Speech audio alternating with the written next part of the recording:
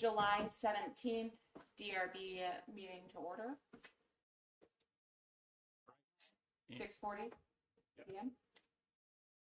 And I've got a public meeting script to start with some disclaimers. The meeting of the Essex Junction Development Board has come to order. This meeting is a hybrid meeting, which means that some or all of the public body is meeting remotely, and some are meeting physically at 6 Lincoln Street in the Colvard Room at Brownell Library, where the public may attend to observe, listen, and participate contemporaneously. One member of this public body or other staff is present at 6 Lincoln Street to ensure the public can participate if desired. Please note that while we will strive to provide means for those attending remotely to participate in the public comment period, there may be technical difficulties or reasons that otherwise prevent or interrupt remote public participation. Therefore, it is important to note that the open meeting law only ensures the public's right to participate and comment at a public meeting by attending at the designated physical location as posted in the notice and agenda. If a member of the public or of the public body has technical difficulties accessing this meeting remotely, please alert us by using the chat feature on Zoom or by emailing me at mgiguere@essexjunction.org. And in the event of a technical difficulty that cannot be resolved, we may continue this meeting if necessary to Thursday, August 21st at 6:30 p.m. Please note that all votes taken during this meeting that are not unanimous will be done by roll call vote in accordance with the law. And as required by the open meeting law, and with some board members attending online, let's start with John by taking a roll call attendance of all members participating in the meeting, and have those members attending remotely identify themselves to ensure that they can hear and be heard throughout the meeting.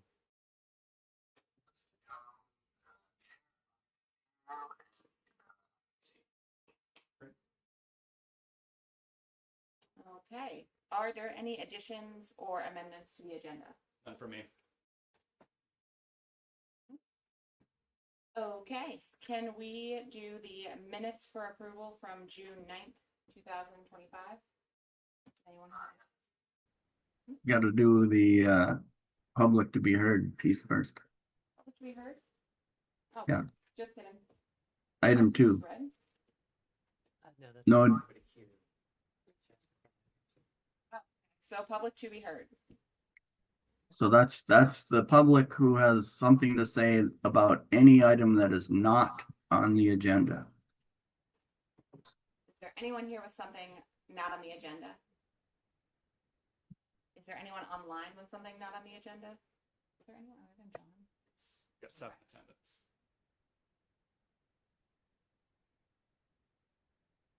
Okay.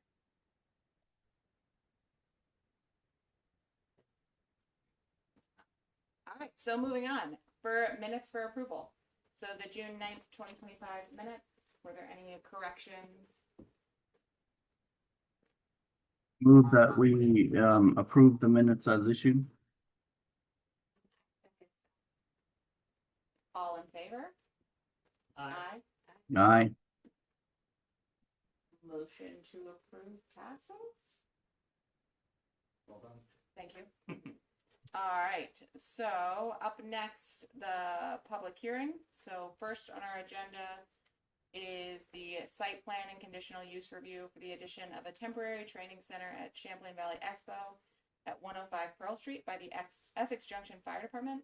Do we need to swear in anyone that will be speaking for any of these? Yes, so anyone speaking on behalf of the fire department project or the project at 40 Maple Street, if you would please raise your right hand and take the following oath. I hereby swear that the evidence I give in the cause under consideration shall be the whole truth and nothing but the truth, under the pains and penalties of perjury. I do.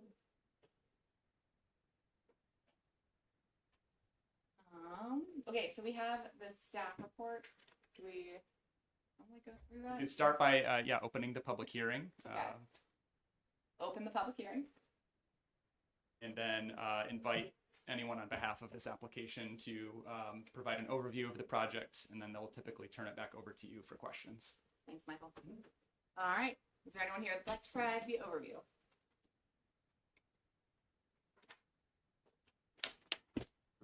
So, I'm Chief Kellogg from Essex Junction Fire Department, and the fairgrounds was nice enough to donate us a little parcel of their land in their gravel pit to put up a training facility.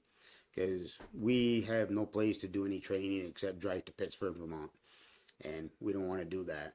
So we approached them, and so what the site's going to be consist of is 3 metal storage containers, one on top of another and one off to the side to make it simulate a 2-story home with an attached garage. And other than that, we'll be doing live fires in these boxes, and the live fires will consist of taking a 55-gallon drum, cutting them in half, and burn in the 55-gallon drum, and it would be strictly hay and pallets, so very little smoke. And if we don't do live smoke, we'll do a smoke machine, and we can almost say that the amount of smoke coming out of the conic boxes would be less than if the fairgrounds had campers and the campers had like 5 different campers had a fire going. It would be less smoke than that. So I don't know if anybody has any other questions. Can you tell me again, is the Champlain Valley Expo charging? No. So No, donating. they're donating the land. Not sure how long. They said at least 5 years, and it all depends on what they're going to do with that chunk down the road. And I was just trying to understand where exactly it was. I'm not you familiar with the fairgrounds? Up and back of where the horse stables are, they did a bunch of graveling. They did a bunch So like that gravel road. that Yes, goes the around gravel that, road. It's up in the back there. kind of near the church. Nope, No. it's not near anything. So it's like in the middle. It's like if you got the campgrounds over here and the horse barns here, it's over in here. Okay. And it's surrounded by trees, except for the road that goes up into it. Yeah. And then how often are you? We usually train every Monday night. So it'd be like on a Monday night and sometimes on Thursdays. We also are opening it up. In Chittenden County, we have what we call a basic class, which is all departments in Chittenden County. They have new members that come in, and we do a class so they can get their members on the fairgrounds early. So they would probably be using it also, and those would be like on a Saturday, more or less. Anytime the fair has an event going on, like during the fair or like the hot rod show and stuff like that, we're not going to go over and use it, so it doesn't interrupt what is happening with them. And it could be just periodically, like I said, it would be a Monday night and a Thursday morning mainly. And our basic class runs twice a year, one in the fall and one in the spring. John has his hand up online. I do. You're covering most of the questions I had, which is if somebody was coming to you saying, okay, I want to do a burn, what do I have to do? Who do I notify? What's the impact? And, so you're already answering all those questions, which is great. I think that collaboration between the fire department and the fairgrounds is incredible. It's going to be a great benefit to the fire department. And I'm happy that the CVE is allowing you guys to use that part of the site. It's pretty remote. I don't think most people even know it's there.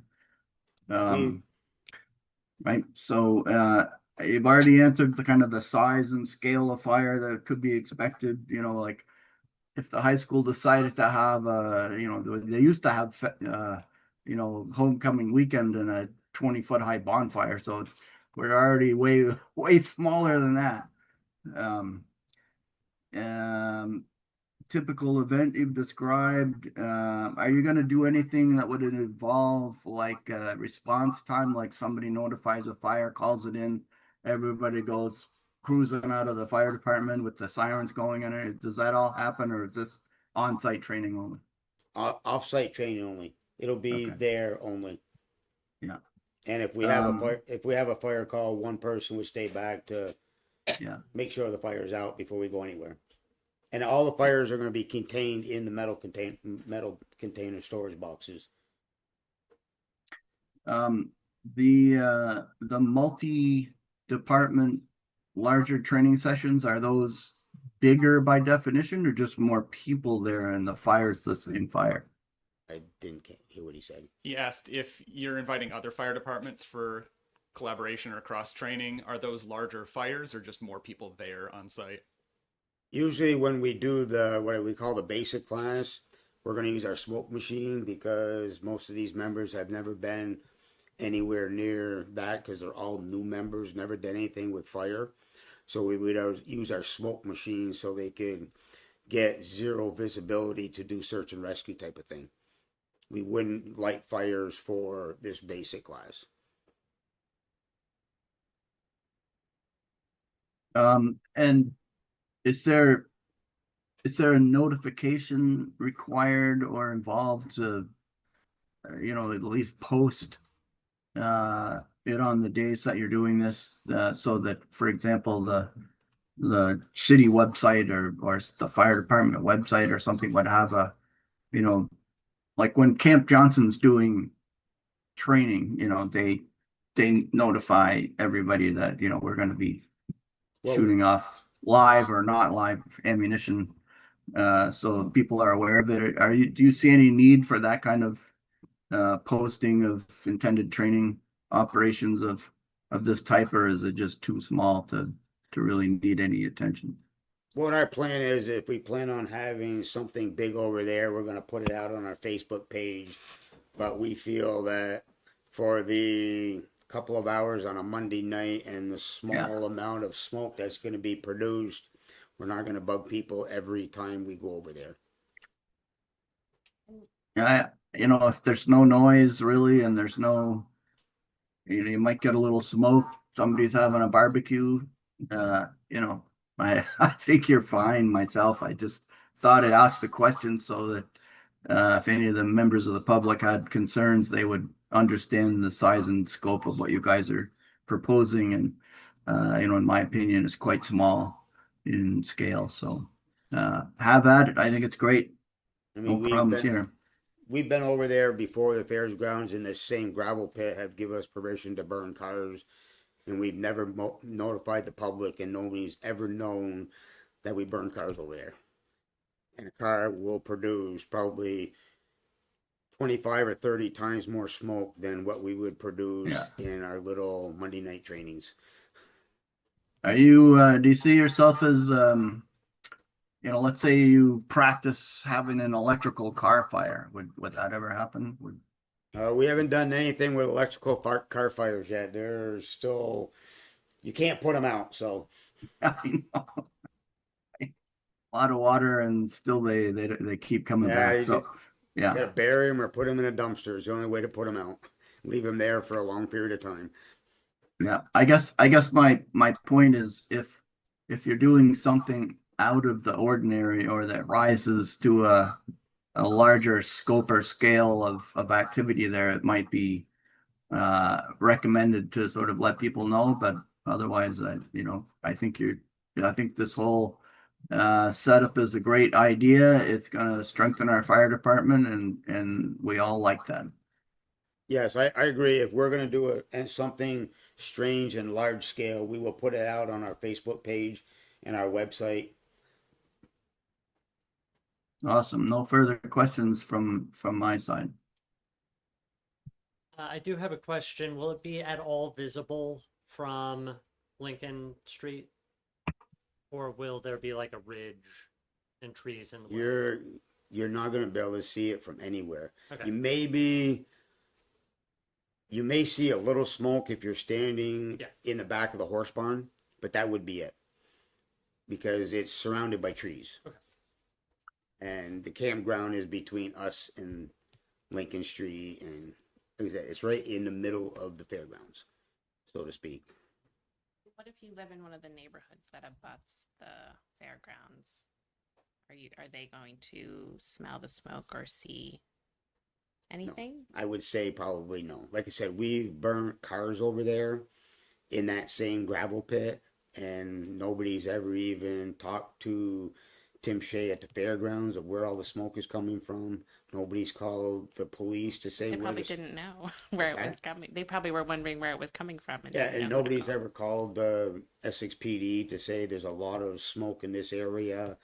So we feel that where it's located, by the time the smoke gets in and above the tree line, there is going to be none. I think it's great. I think it's great. And so I had two questions, sort of like curious questions, just because I'm curious. Does this mean you won't be doing any of the trainings at like the Fleming school? Because I think you usually did some trainings at Fleming. This is not going to be a place that we're going to just concentrate all our training Oh, okay. on. So you'll still do them at some of the schools. I Yes. think you use those for Like, trainings a as lot well. of times we use the playgrounds at the school to Yeah. do search and rescue. Yeah. You know, Okay. run ropes through the playground and have guys follow the rope or hose line where they can't see. Yes, we're still going to be So doing that will still happen. other stuff then like Okay. that. And then if like a local person gives us a building that they're going to tear down, we'll go train in that building too. Okay. That's great. It's just another opportunity for us if we can't find any place to do training. We'll have Yeah. some place to go. I think that's great. And my other curious question, which is kind of directed at Michael in the city, and it's more about, I don't really know how to word this. I think it's lovely that the fairgrounds is donating this to the fire department. Does that have anything to do with the city, and is it packaged with the fairgrounds also donating space for voting, and is it separate from that, or is it part of? My understanding, this is totally separate from Okay. anything to do with the city. Okay. It's an agreement between Essex Junction Fire Department and the fairgrounds themselves. But isn't the fire department a division of the city? Yes, Okay. but talking to Tim, I was afraid of that, and I said, you know, is this going to have anything to do with anything? He said, no, we're not going to hold this over the city's head because we're giving you something to train. Okay, thank you. Because- That is exactly what I needed Because to hear. we do a lot for the fair. Yeah. You know, every time they have any type of sports events and stuff, we have to be over there standing by and stuff. Yeah. So this is, I want to say probably a thank you to Yeah, us okay. for doing, because if we're not there, they can't hold their events. Because the city does a lot for the fairgrounds too. Yes. Yes. So good. Okay, good. That was sort of thank you. Yeah. Great. That was my curious question. But do you guys have any questions? Sorry. I didn't have any others. Yeah, no. Right, so now would be the time to ask if members of the public have comment. Do members of the public have any comments? Yes. I do. Diane Clemens. We need the to, place- Can you switch places? Oh, yeah, sorry. I'll just borrow this. You can sit back there. Okay. So my question is, and I'm assuming it's going to be, yes, it's going to be secure back Yes. there when it's not being burnt or played with. Yes, it's, like I said, they're metal storage containers, and the windows we're putting in are going to be metal, basically steel doors, openings that we lock. So there's not going to be any glass, and all the doors on the containers will be locked with padlocks when we're not there. It's just that there's an influx of people who are no longer in motels anymore, and they're out and about. There's no way that they'll be able to use that to live in. They said that for the last trailer that was back there. Well, that was a trip. This one here is steel comic boxes, and there's going to be locks on everything. Okay. So, I know that this plot is in between two gravel pieces. The land they're going to put this on used to be a rock mountain. Yep. Okay, that has been gravelized down to a certain point. And I know that it's awfully close to a new development. The property is close to the property line for a new development that's in Essex Town proper. So, will the smoke be going in that direction at all? No, it's so far away from any development area that nobody's gonna see smoke. Okay.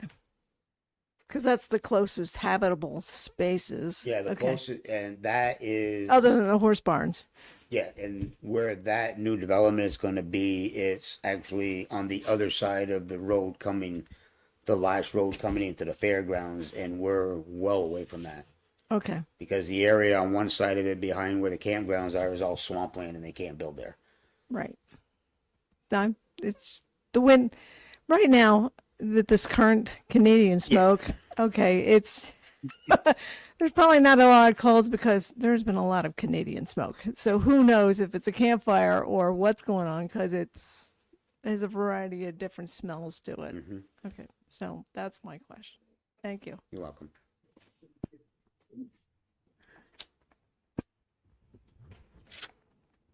Is there any public online that had any I think only people presenting on behalf of an application get sworn in. So Oh, okay. public comment is exactly that. I don't see anyone in the chat or raising their hand though. Okay. Thanks, Judy. Thank you. Thank you. So Well, now, so now go through if the- you're satisfied with board comments and public comments, you can close the public hearing and then entertain your motions. thank you. You guys. I guess my question is kind of more for Michael. Are we making two separate motions to approve the conditional use and then to approve the site plan? That's right. It's detail oriented, but the reason this is before you is because we could not find anything even remotely similar to this on our use chart. So LDC specifies if we can't find something that's similar to a land use that exists in Essex Junction, it needs to be reviewed as conditional use. So that is one motion, and the other is just the approval of the site plan itself, which would normally take place administratively, but because it's here, we're just doing both. And so you've got 3 bullet points on the last page under conceptual site plan recommendations. One is to decide whether this application meets the criteria for conditional use, which is listed above in the staff report. The second and third are whether you deem it acceptable to not add parking and landscaping, which are normally a part of development proposals, but not a part of this Connex Box Training Center.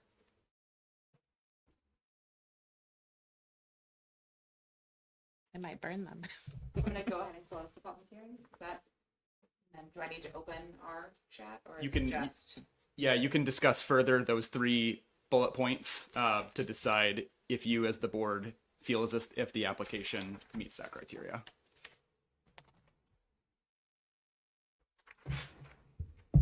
I'm ready to make a motion number 1. Sounds like John's ready for a motion.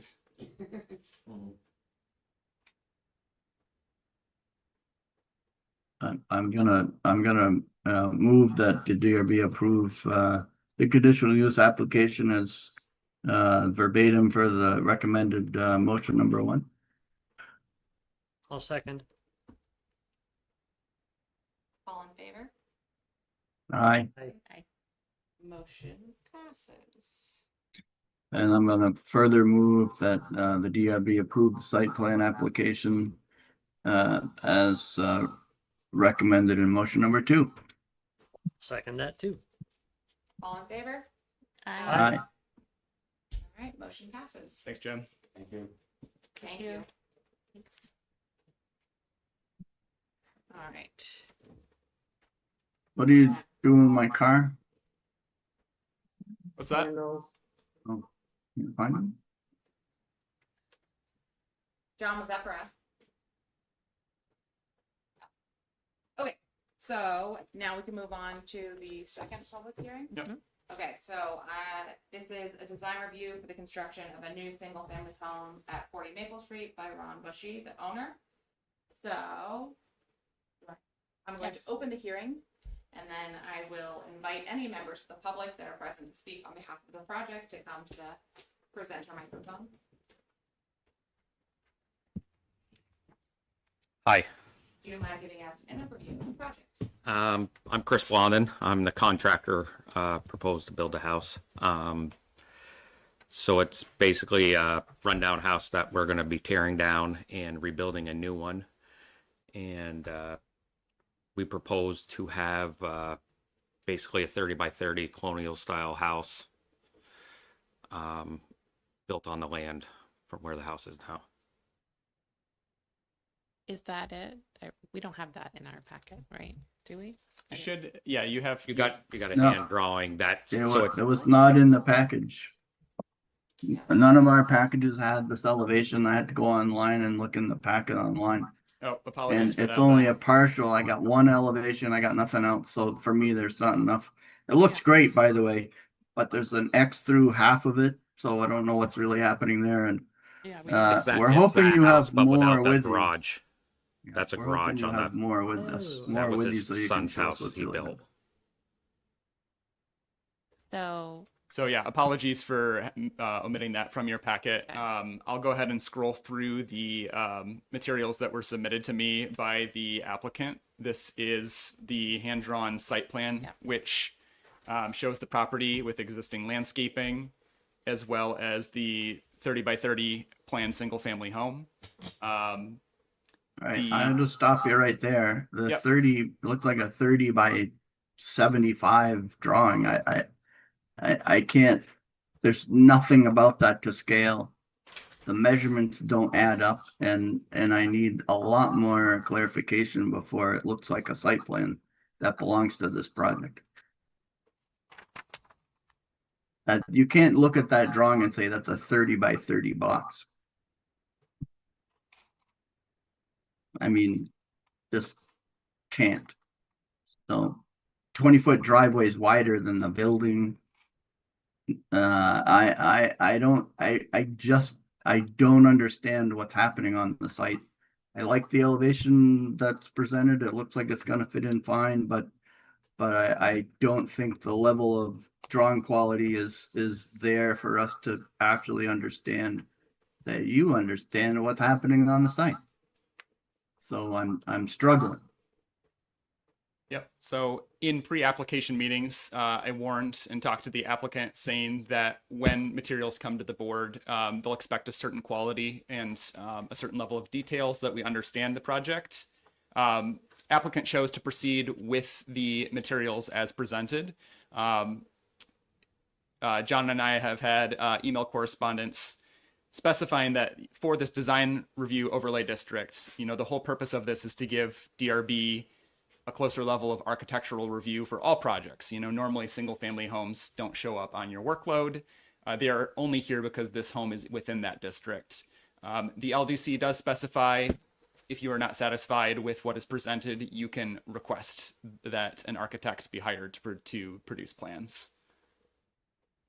Yeah, I'm not trying to defend architects here, and I don't think you have to go that far, but you certainly need to be respectable and somewhat accurate in what's presented. So, you might be able to grab a kid off the over in the drafting services at the high school and say, hey, draw this up for me or something. But that to me is it just that drawing has so many inaccuracies in it that I can't rely on it to understand what's happening.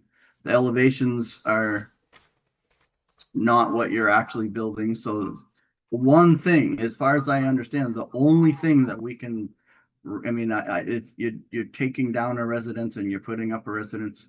Great. The site's a great site. It happens to be in our design control district overlay district. So we get to look at what it looks like. I'm seeing a lot of things that look great, but it's not actually what you're building. So I don't feel like I'm seeing enough to say, looks good, keep going, all set, right? So I would recommend that we treat this application like a preliminary and say, what do we need to see in this in order for it to be passed? And I think just some level of accuracy of representation is required. I would also push back on the notion that the um, existing landscaping is adequate. I think the whole point to asking people to address landscaping in their, it's a great looking yard already, but I would say spend a little attention around the street frontages and make sure those are being, well represented in the neighborhood. And I also think that we have an issue with the front door, right? Right now, this front elevation, uh, I'm trying to understand where it is, but it feels like from the other drawings, it actually faces the driveway. In which case, the chimney end of the house is facing the street. The back side of the house is facing the other. I don't know if Kings Court's a street. I was going to ask staff to clarify that, but you've actually turned your back on both of the streets that belong to the city. And that's not how that works. So you don't get to do that. The street frontages are important to the city. And the reason we have design control is because people have been abusing them for a while, and that's not happening anymore. So I think the regulations in the LDC are going to request that the new property actually addresses at least one of the streets, probably Maple Street, and appears to have a front entrance there. And then after that, it's just a matter of kind of actually presenting what's really going to happen on the site, and then we'll take another look at it.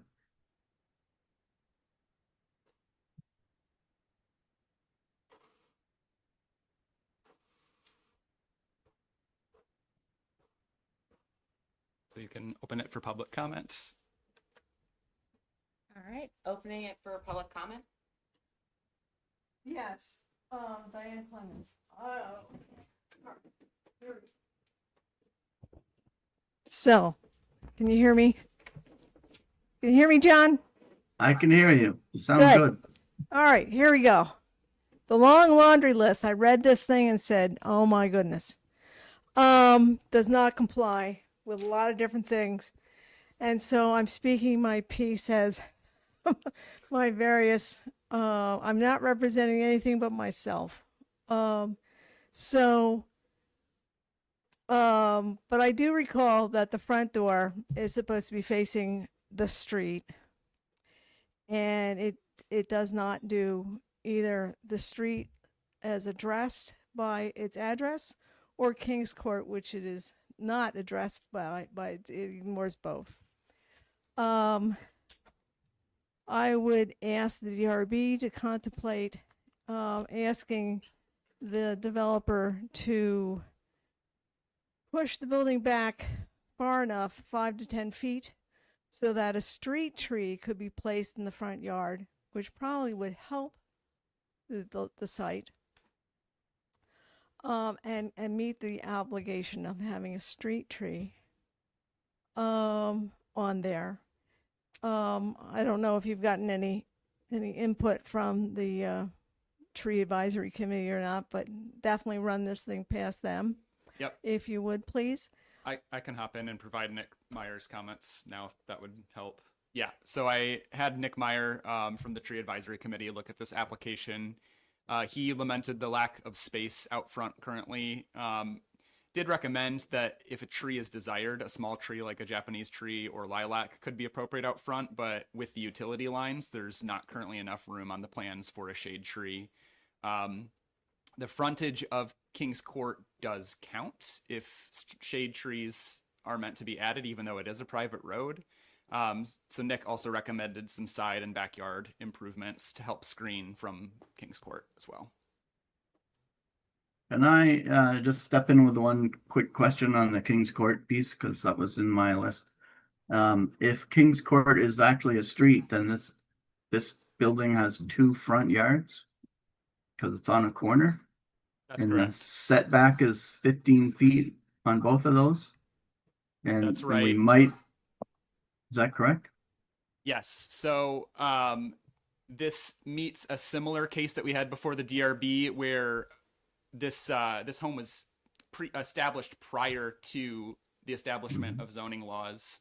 The LDC specifies that structures can be rebuilt as long as the encroachment is not increased. And the applicant has specified they are not increasing the front setback encroachment in the Maple Street or the Kings Court direction. So it meets that criteria.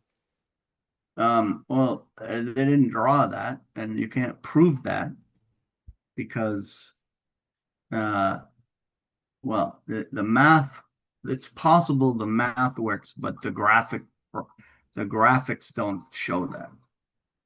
So, that's where I struggle because I'm graphic, you know, like that, and this needs to solve the graphics and the narrative, in order for us to say, okay, it works. And I'm more than hopeful that it will work. I think overall the whole project is a great project. But the you know, we have to show it that way. So right now, the building that's there is 23 feet deep along the side. And there's a porch or something off the back. I can't quite figure out what that is, but that would mean that you can only be 30 feet wide for 23 feet, and then you'll have to drop back. So you have to show the existing foundation along Kings Court as one of your limiting factors for how big the length of that non-complying condition is, and you can't make it worse. So I think we've got to, you know, really look at this and say, you know, if that's a rule, and it seems like it is, that will let you not have a 15-foot setback, but you can only have it as much as you have it now. You can't make it longer. So that needs to be part of this application, and it can't be misrepresented in the graphics or it won't get past the DRB. And it shouldn't get past, you know, it shouldn't get past a staff review if it's actually drawn properly. And so that's one of the situations that we're seeing here is the graphics are not accurate and it misrepresents what's really happening. So it makes it very difficult to review and to assess compliance. So I'm gonna kind of put my foot down and say, let's get that fixed. Let's make sure that this project actually complies with the requirements.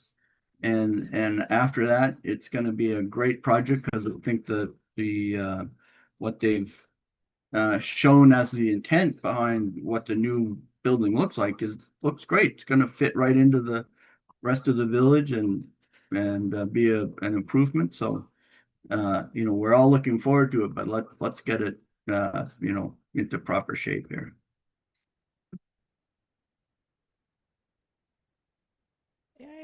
May I continue?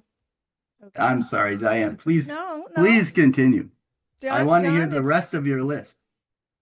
Yeah. So anyhow, graphically, yes, the drawing is challenging. It does not really give credit to the large maple that seems to be on the property line, nor the shrubs that are at least 20 feet long that seem to be on the property line.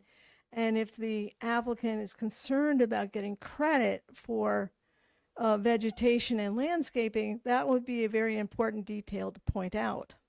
There are lilacs in the corner of King and Maple, which are young and short. That could be encouraged if they don't run it over with a backhoe.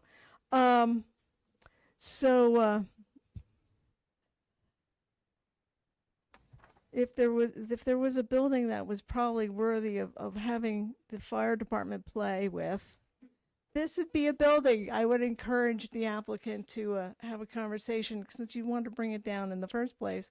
This might be a nice place to play and practice for the fire department. Since it's not going to be rehabbed, it's going to be taken down. But my concern was that this was not ready for prime time. It needs some work. And I would like to see this application go through, except it needs all the help it can get so that it is ready to go out of the box.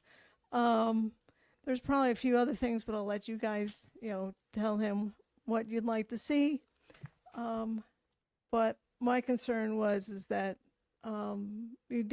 you have possibilities of getting credit for landscaping since you don't want to put any money out for it. But you're going to have to, because unless you've determined who owns those things, if it's really on the property line, is it on, those things need to be detailed.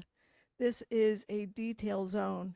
So, love to see something developed there, but please put the time in to get it to meet expectations. Thank you for listening to my comments.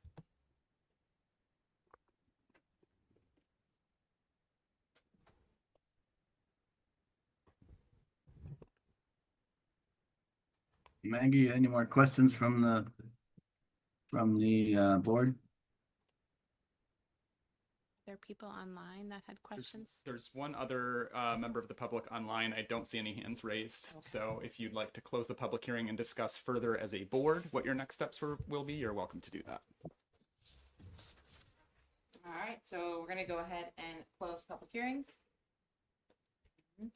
My sentiments are shared with John. I think that this is a really great location for a single family house.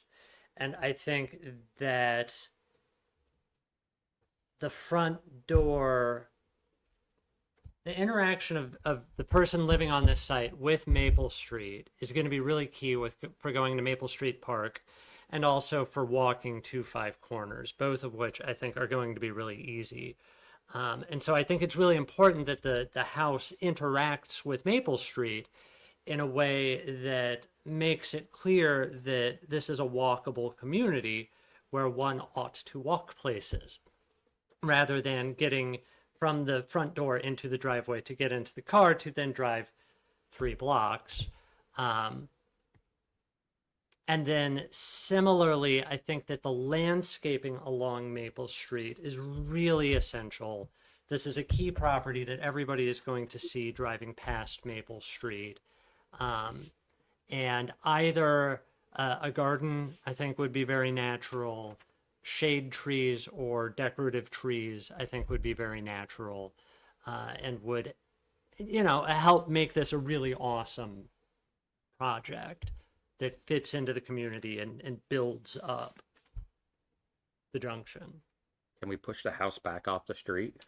That was my ask of the board, is given the tree advisory committee's note that a normal large shade tree is not possible given the close proximity to Maple Street and utility lines, would it be the board's, or maybe Luke's, preference to have the house pushed back into the lot to accommodate that? Right now, it's sitting exactly where the house is now on the Yeah. site. So that's where the new one had to go to keep your same setbacks. I was about to say, So this is like King Solomon, like how do you split the difference on this one, right? I didn't show that, sorry. My agree with him. sense is that the way that you figure out what the appropriate setback from the front is typically is whether it's regulated or not, you take a look at your neighbors and see what their setbacks are and how, they're all pretty old houses. They've been there for a long time. The setbacks are a little varied. The one immediately to the east is set back a little farther. The one, immediately to the west is, they all seem like they're relatively similar to yours, but I would suggest to the rest of the DRB that there would be a a value trade-off and saying, you know, you can't make your non-conformity worse, but pushing the entire thing back further from its current location relative to Maple Street would be a good thing. So you know, we're not going to penalize anybody for saying, well, you know, we would allow the whole structure to shift backwards, but still not exceed its current nonconformity, right? So that would be a win for everybody, I think. Yeah, 20 feet would make a big difference, you know, even Yeah. not a lot Yeah. of difference seeing it, but you'd Right. be able to do something in the front then. And I even Yeah. think like the style of the house you're going for, like lends itself. If it's facing towards Maple Street, you want that space. That was going to be There's twisted that- anyways. Yes, sorry. Yeah, you want No. that space because it is very close to the sidewalk right now, and it would be a huge improvement if it was set back more. Yeah. So the next house to the west has a tree. It's in the yard. It's not, you know, the notion of a street tree in many places is, you know, kind of between the sidewalk and something, but in the house in this case. So you'd have to push it back a little to get that. And then the next essentially two properties along are well back from the street, but there's no decent sized tree there. So that would be a great benefit to the streetscape of the city. You're three houses further east before you start seeing street trees again. So yeah, that's a big improvement. It's something that this property could really make a difference in the overall streetscape of Maple Street in that area, and that would be highly encouraged, I think.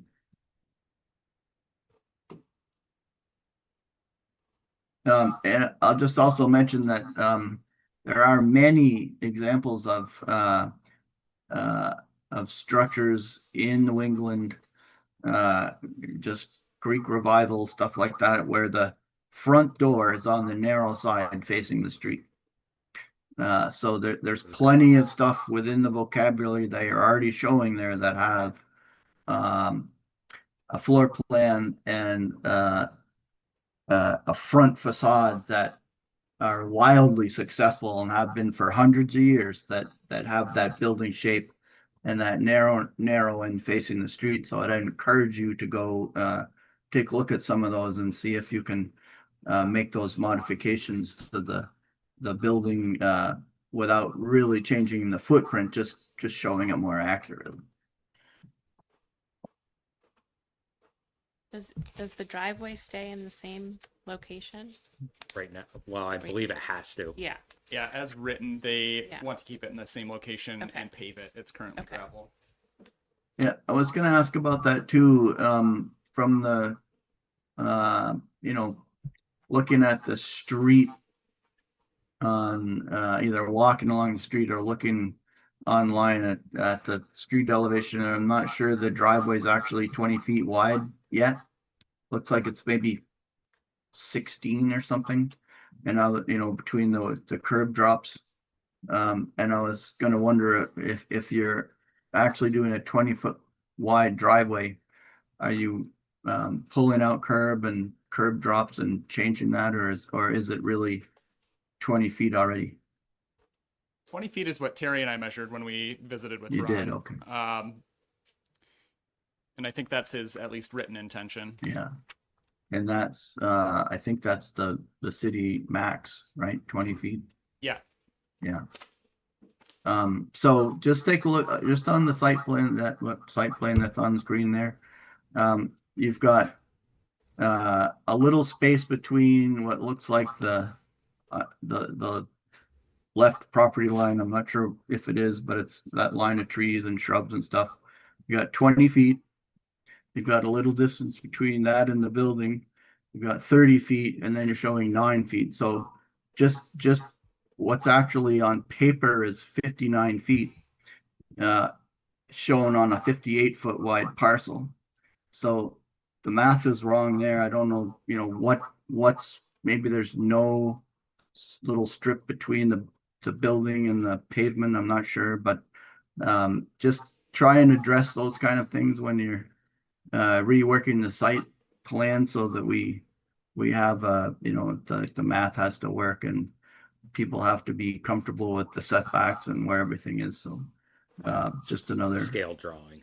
yeah, you know, well, yeah, so it's, but the scaling and then the math all have to come together. So, I think, you know, if you start actually finding somebody that knows how to do a scale drawing, they're going to start asking some questions, and that'll help you guys, you know, kind of tune in on what really is going to happen there. You know, like how do you go from the driveway to the building? You know, is there a sidewalk there?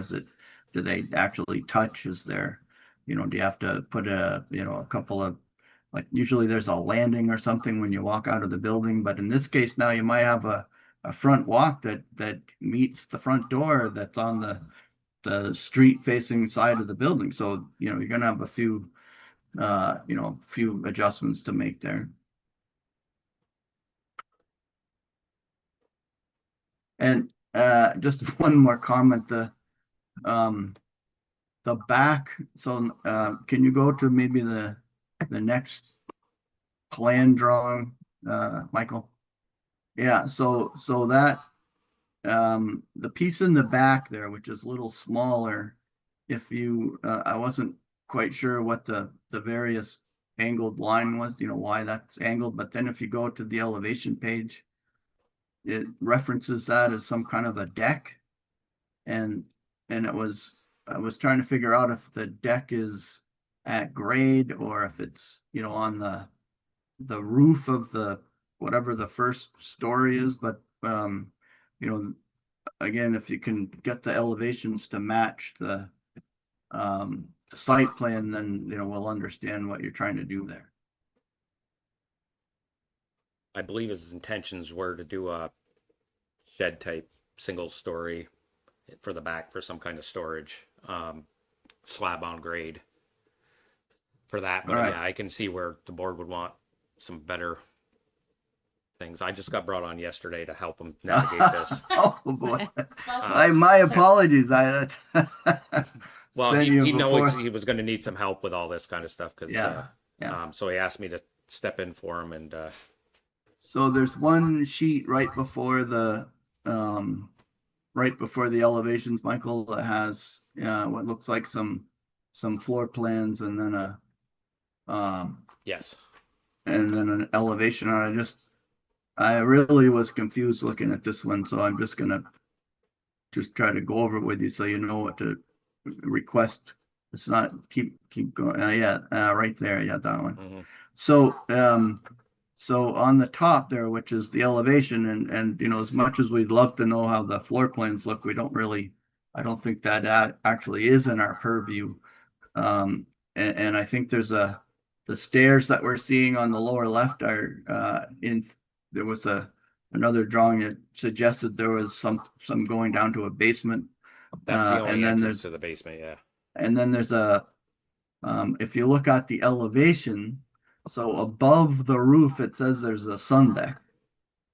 And so that was the confusing part because it seems to suggest something there, but maybe that's, I don't know what that is. That whole chunk that's, you know, behind the 30-foot chunk is, if it's just a deck that's out there, I don't know if there's I mean, it seems like there's a cover on it and an opening in there based on the elevation, but you know, those two drawings, if you read them together, they have to tell the same story. They can't tell a different story. So have your drafts people there, whoever's trying to represent that, you know, let's figure out what you're really doing there and then get it shown properly. Have the site plan match the drawings. Yeah, site plan, the plans, the elevations, they all, it's one, you know, we know you are gonna build one thing, but I'm seeing, you know, like 3 different things. So, you know, you have to kind of be consistent there.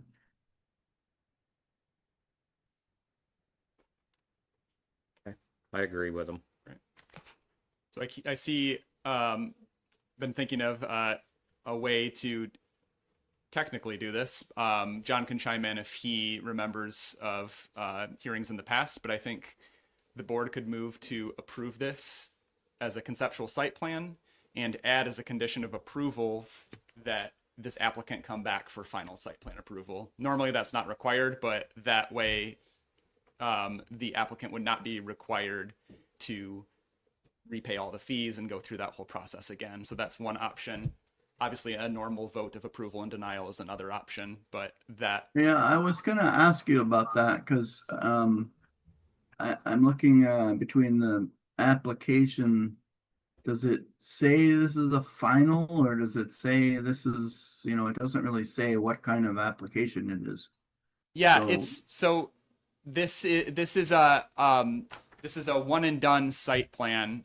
Does not require conceptual unless it's proposing to add 5 or more housing units on a single parcel, which is not the case here. But I think from a technical standpoint, if you vote to approve with that condition that the applicant must come back for final site plan approval, that does the trick. Yeah, of what we're trying my to achieve. problem is there isn't enough on the site plan even to give it any kind of approval. I would rather table it or something until we get, accurate drawings. So whatever, I don't need them to pay anymore. I just want to, I'll do whatever, logistically has to happen to sort of say, go away and come back when you have the drawing sorted out. Right. Yeah, I think So- we're on the same page there. I think Yeah. that is one option. The other would be to vote to continue the public hearing. I'm less familiar with the details of that, which is why I recommended the other option. But I think those are choices from a technical standpoint. Okay. Maggie, what do you want to do? I don't want to move to vote, approve or deny. I feel like we have done the continuation to the next meeting before, Sure. but I'm trying to remember. Does that mean they have to bring it in for the next meeting versus the No, conditional? they can bring it in when they're ready. Yeah, I believe they're given the timeline that they would like to take. And if staff need to go through like the re-warning process, we'll be able to do that. We can handle that. So I think a formal motion to continue this public hearing might help for the minute recording. Okay. Make a formal motion to continue this hearing at a later date. I'll second that. All in favor? Aye. Right. Thanks for your time. Thanks.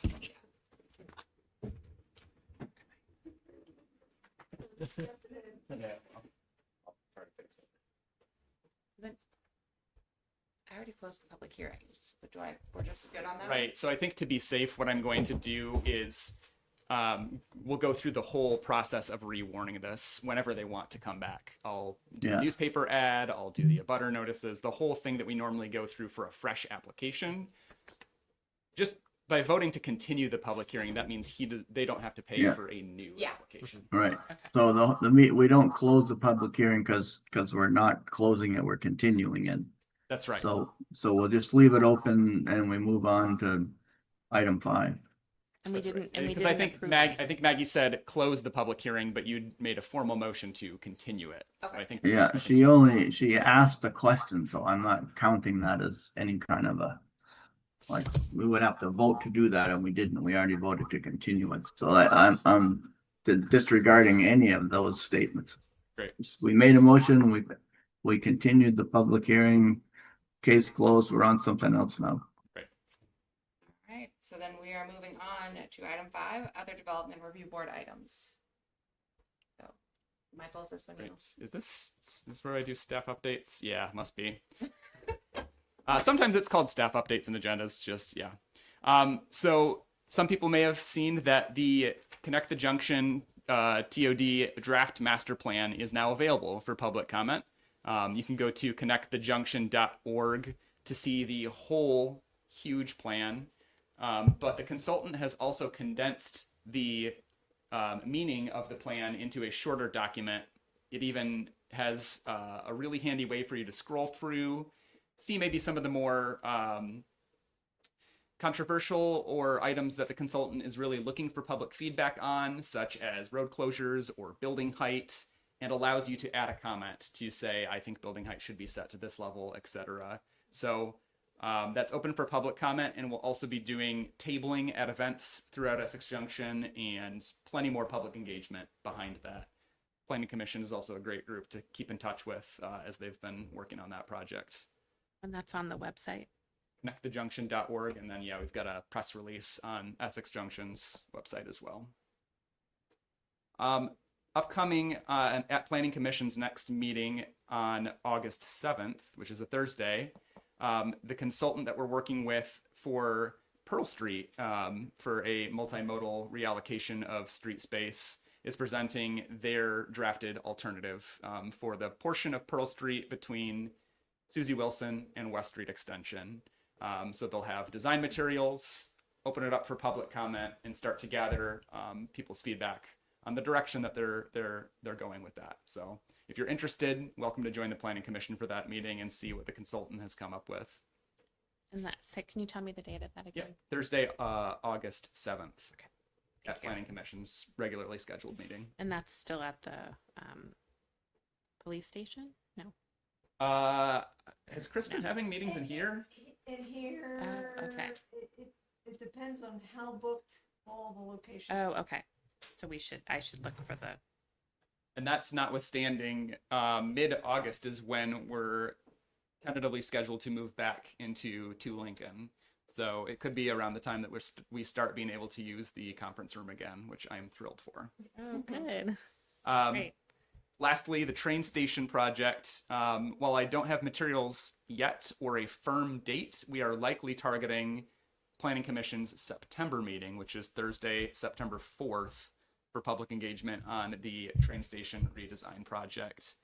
That won't be the only opportunity for public comment. We'll have lots of surveys and tabling opportunities around that project as well. But if you want to pencil in September 4th, if you're interested in the Amtrak station, that is likely to be when we'll have material from the consultant. And that's all I have.